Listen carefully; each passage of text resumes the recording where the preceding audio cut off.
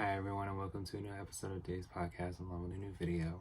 I want to tell you, I truly appreciate when you guys watch. I do. And thank you so much for liking, subscribing, viewing, watching, and listening. I truly appreciate it. I am thoroughly making sure we continue with our Patreon and Spotify exclusive episodes and videos, so be sure to check them out. I am wanting to talk more on movies and TV shows too, so be sure to check those out as well when I start getting into those. So today we are going to talk about Faith Evans and her debut album, so let's get into it. So Faith is the debut studio album by American singer Faith Evans. It was released by Bad Boy Records on August 29th, 1995 in the US. A collaboration with the label's main producers, the Hitmen, including members Sean Puff Daddy Combs and Chucky Thompson, as well as Mark Ledford, Herb Middleton, and Jean-Claude Oliver, among others. The album, which spawned the gold certified hits You Used to Love Me and Soon as I Get Home, was certified platinum by the Recording Academy in March 1996. Faith contains a cover of the Rolls-Royce single Love Don't Live Here Anymore, which featured an appearance from Mary J. Blige on the album's original pressings. So, yeah, this album was recorded November 1994 up until June 1995. So, it will be turning 30 this year. It's over an hour long, okay? And yeah, Love Don't Live Here Anymore. I remember listening to both versions. If you ask my opinion, I love the version where Mary is on it. I do. I feel like that was just it was just a great remix if they were to ever have had it. I know it was just kind of in the mix of where Mary had just finished My Life, which we will talk about, okay? So, newly contracted to Bad Boy Records, Evans was consulted by executive producer Combs to contribute backing vocals and writing skills to Mary J. Blige's My Life,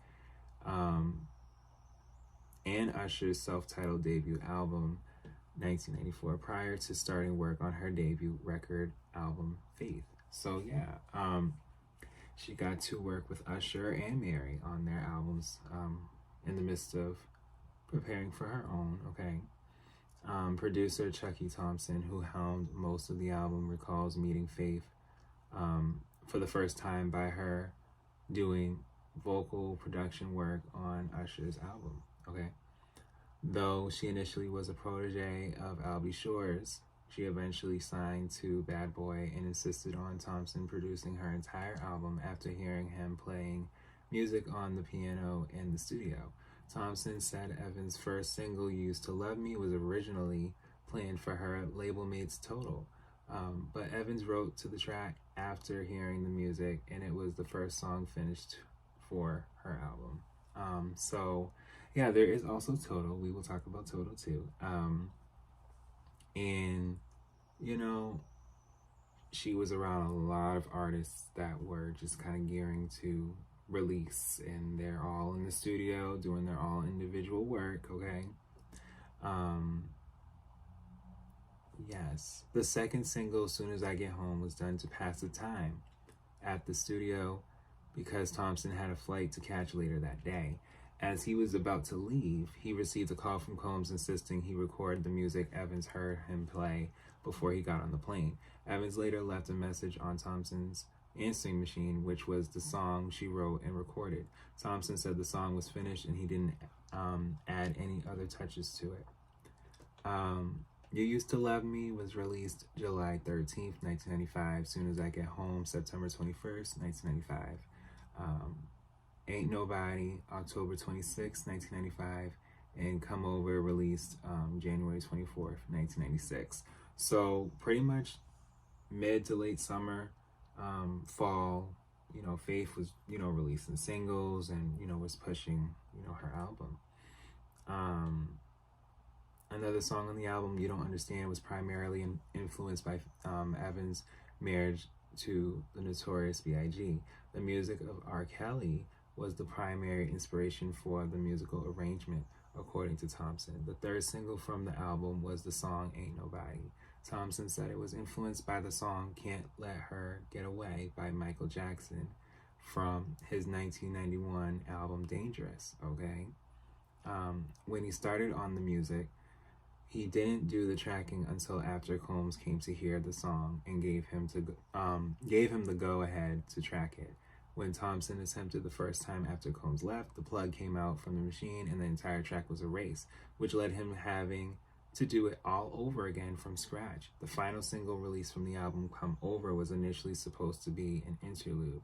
However, Evans insisted, the interlude should be made into a full song. Another album track on Faith, All This Love, was written by Evans and her boyfriend prior to her marriage to the Notorious B.I.G., but Thompson revealed the music itself was composed 5 years before he met Evans. Okay, so the CD bonus track Reasons featured uncredited uncredited vocals, and they were background vocals too. Okay, so uncredited background vocals from Blackstreet member Dave Hollister. The reason for his appearance was due to Evans and Blackstreet recording their debut albums at the same studio, but only on different floors. Also originally planned as an interlude, Blackstreet member and producer Teddy Riley came looking for Hollister and overheard the two singing Reasons. Riley then suggested to Combs that it should be made into a full song. Faith was recorded primarily at the Hit Factory in Combs' personal studio, Daddy's House Recording, both of which were based in New York City. The album did not do bad. Faith received critical acclaim upon its release.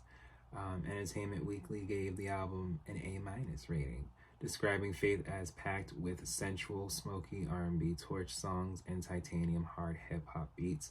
Faith seems set to take her place at the top of the mountain of young soul divas. Okay.